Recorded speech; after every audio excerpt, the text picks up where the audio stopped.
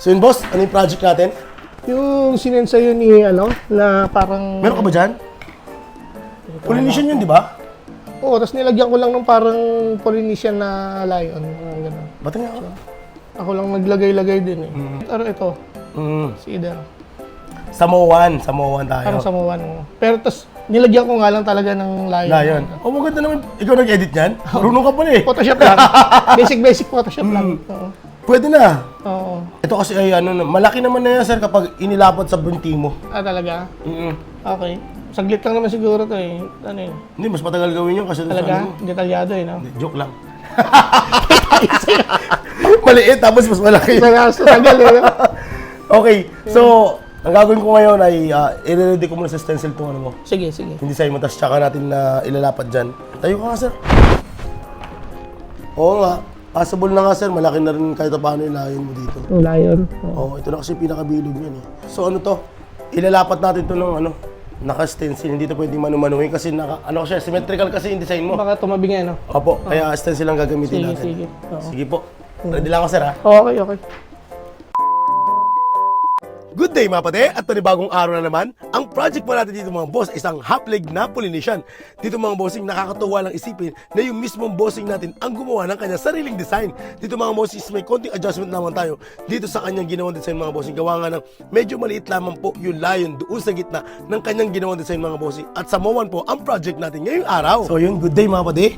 So meron tayo rito ngayong project. Ang project natin ay Polynesian mga bossing. At sa binti ilalagay. So kung mapapansin nyo, meron po siya ritong layout or drawing. Ito po ay ginawa ng ating kliyente. So ngayon po ang gagawin natin, dahil nga medyo tabingi, dahil nga pinicturean lamang po niya yung design na nagawa niya, ang gagawin natin gamit ng application na ito mga bossing is ini-stencil natin siya nang sa ganun ay pantay natin itong maididikit doon sa kanyang binti. O diba? So application na naman po yung gamit natin mga bossing. Na napakalaking bagay talaga mga boss kapag tayo ay nagkakaroon ng magandang klase ng session. Katulad niyan, kapag ako ay nag-drawing dito, katulad yan, wala pa po yan, di ba? Dito ako maguguhit. Oh, meron na siya, no? So, buuin pa natin. Oh, meron na siya. So, dito mga bossing, kung mapapansin nyo, di ba tabingi talaga siya? Kasi nga, hindi pantay at pinicture ng ating bossing. So, kapag ito yung ginamit nating pang stencil kagad, sure tayo mga bossing, natatabingi po yung nagawa nating design. Kaya dito mga bossing, is inuulit natin yung nagawang design ng ating bossing.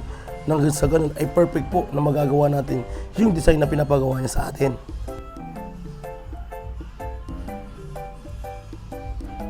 O, diba? Ang galing, no? Tara, halika rito. Para mawala yung kaba-kaba mo. So, ang gawin natin muna is dadapa ka. Okay. Okay, dapa ka muna para madikit yung stencil mo. Yan. Dapa? Pa. Okay. Nakakabahan, ha? Hawakan mo ko yung kamay ko, ha? Nervous ka ba? Hindi naman. Hindi naman. Kids yan. Mamaya ka na nervousin. Yun lang. So yun mga boss, ito yung nagawa nating design. Bali, para dito is gumamit tayo ng dalawang stencil para mabuo natin to. Kasi medyo malaki yung binti ng ating bossing eh. I mean, mahaba. So kapag ginamit lang natin kasi yung isang pirasong A4 size mga bossing, kapos po yan. So makitid siya.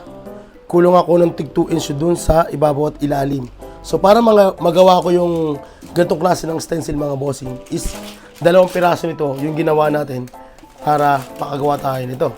So dalawang pirasong stencil mga bossing. Yun yung ginagawa natin diskarte kapag tayo ay nagpiprint ng malaking design. So bossing relax lang po.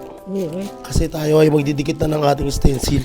Tapos itong pa na to, hanggat maaari huwag mong babaguhin yung position na to. Sir ha? Okay. Nandito ang sagot. Siyempre, didikit na natin yung ating design gamit ang ating Black Magic mga bossing. So makunat to kapag kayo ay gumagamit ito. Kombinasyon po ng ating Ozer na stencil paper. Yan mga boss. Solid gamitin. Ako kinakabahan sa'yo eh. Saan pa naman dito? Ito. Yung part na yan, yung alak-alakan. Talaga parang... Kaya naman siguro yan. Parang duda ka. Basta enjoy mo lang yung sakit, boss. Oo. Wala namang ibang sagot dito eh.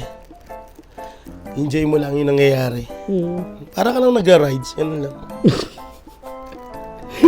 patungong langit. So yun mga boss, ito yung project natin ngayong araw.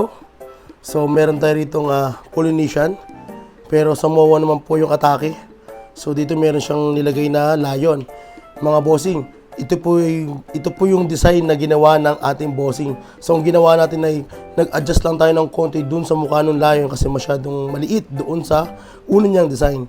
So dito mga bossing, nilakayan natin para mag-fit doon sa overall na ginawa na design ng ating bossing.